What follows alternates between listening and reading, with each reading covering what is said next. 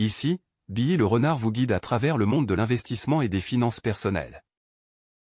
Que vous soyez novice ou expert, vous trouverez des vidéos pratiques et accessibles pour apprendre à gérer vos finances, à faire fructifier votre argent, et à comprendre les bases de l'investissement.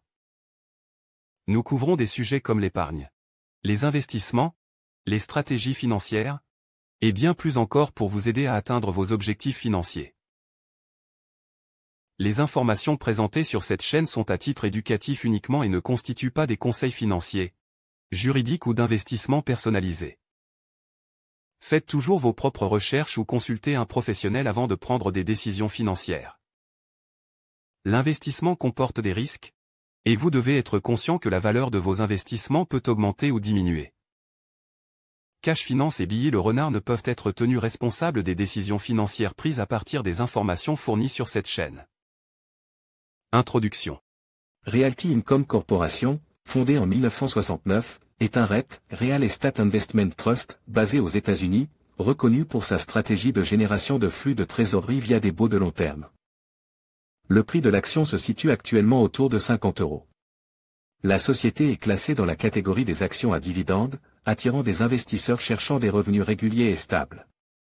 Realty Income, surnommée The Monthly Dividend Company, a distribué plus de 7 milliards de dollars en dividendes depuis sa création. Tendance générale du marché boursier et du secteur.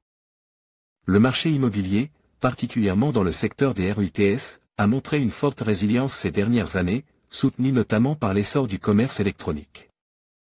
Malgré les défis pour certains types d'immobilier commercial, le secteur de l'immobilier industriel, incluant les entrepôts et la logistique, continue de prospérer, offrant des opportunités de croissance pour des acteurs comme Realty Income. Comparé à ses principaux concurrents comme Simon Property Group et Prology, Realty Income se distingue par sa politique de distribution de dividendes mensuels et son modèle d'affaires basé sur des baux de long terme avec des locataires de haute qualité. Par exemple, Prology se concentre davantage sur les entrepôts et la logistique, alors que Realty Income a un portefeuille plus diversifié mais reste très exposé au commerce de détail. Malgré cette exposition, Realty Income a pu maintenir une performance solide et stable grâce à sa stratégie d'investissement prudente et à son engagement envers ses actionnaires, qui bénéficient de revenus réguliers tout au long de l'année. En outre, la diversification de son portefeuille lui permet de mieux résister aux fluctuations du marché. Enfin, Realty Income a su développer une image de confiance et de fiabilité auprès des investisseurs, renforçant ainsi sa position de leader dans le secteur de l'immobilier commercial. Secteur d'activité.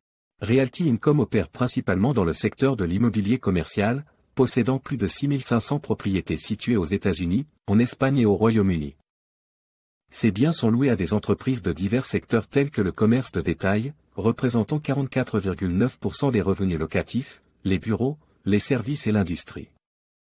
Parmi ses principaux locataires figurent des enseignes renommées telles que Walgreens, 7-Eleven, FedEx et Dollar General, tous engagés à long terme. Les tendances du marché immobilier pour 2024 indiquent une forte demande pour des biens logistiques de qualité premium. Realty Income se positionne pour répondre à cette demande croissante tout en élargissant sa présence à l'international. Performance financière. Total des actifs, Realty Income dispose d'actifs immobiliers d'une valeur nette comptable de 40,7 milliards d'euros, en hausse par rapport à 36,9 milliards d'euros en 2022. Total des dettes, les obligations à long terme se situent autour de 14,5 milliards d'euros, reflétant une dépendance à l'endettement pour financer la croissance, notamment les acquisitions récentes en Europe.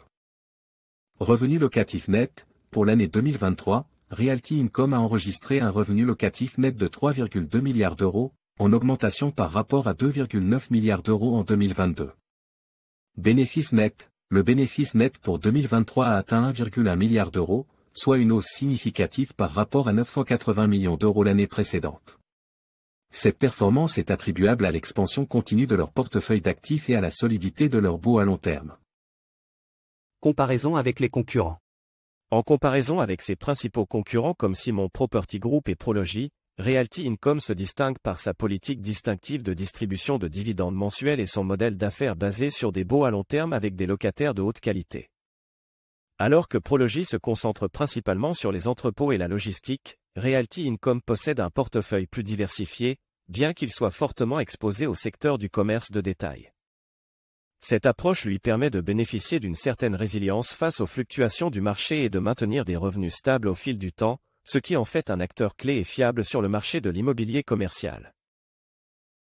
Sensibilité aux taux d'intérêt.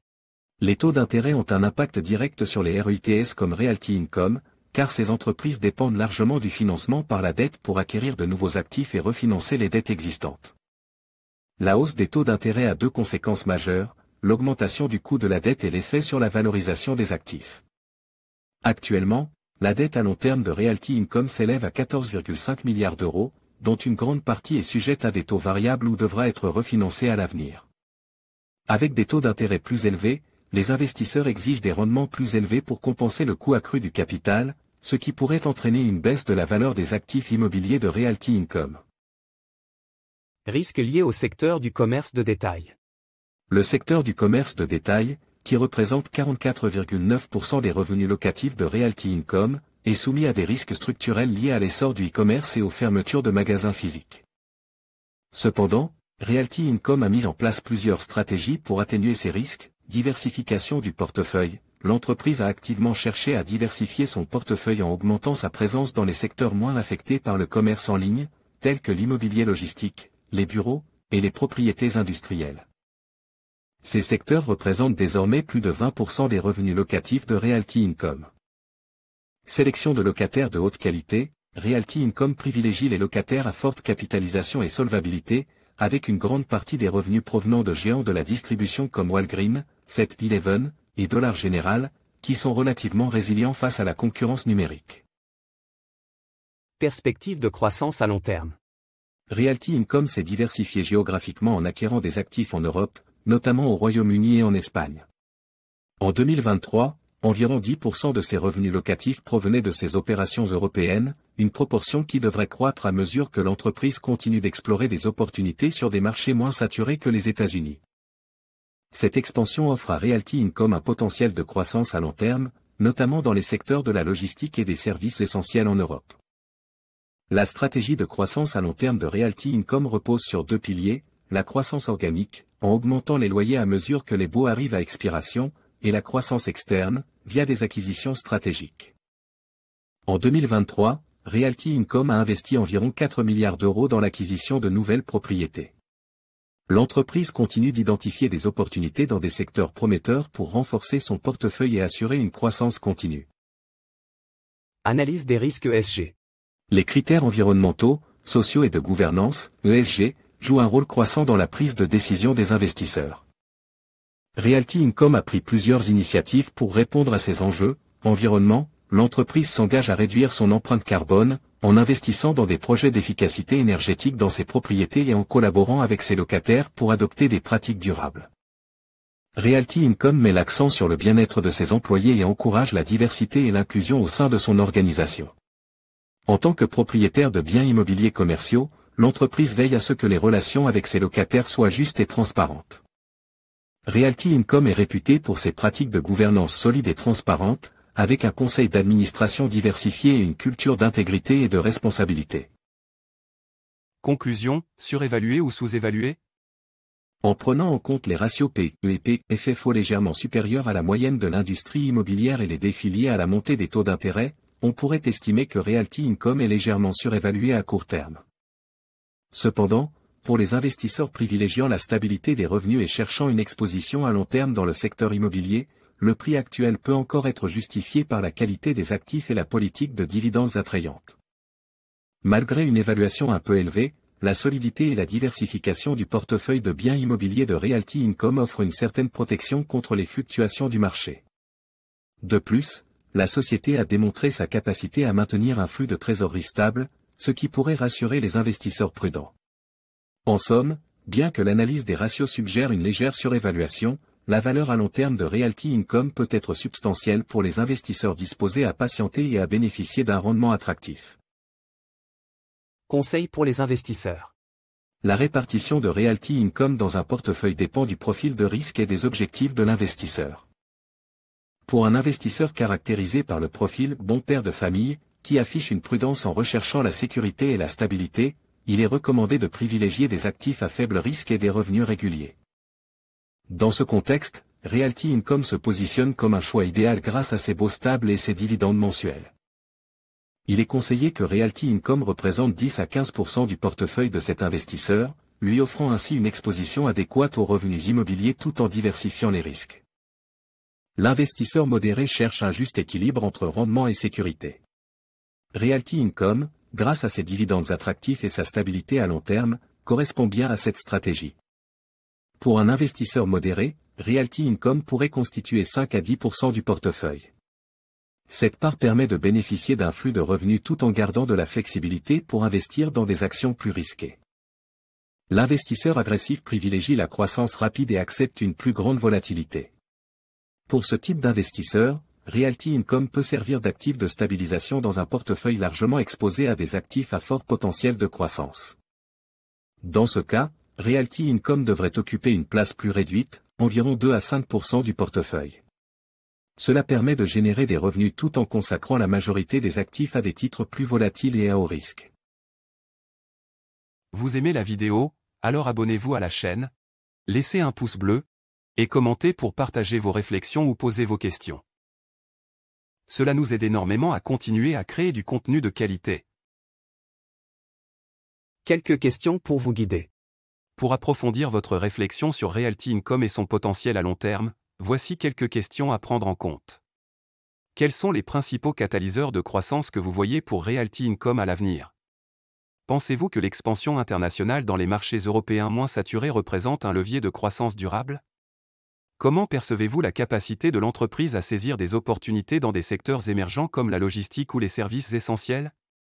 Comment évaluez-vous la qualité du portefeuille immobilier de l'entreprise par rapport à ses concurrents?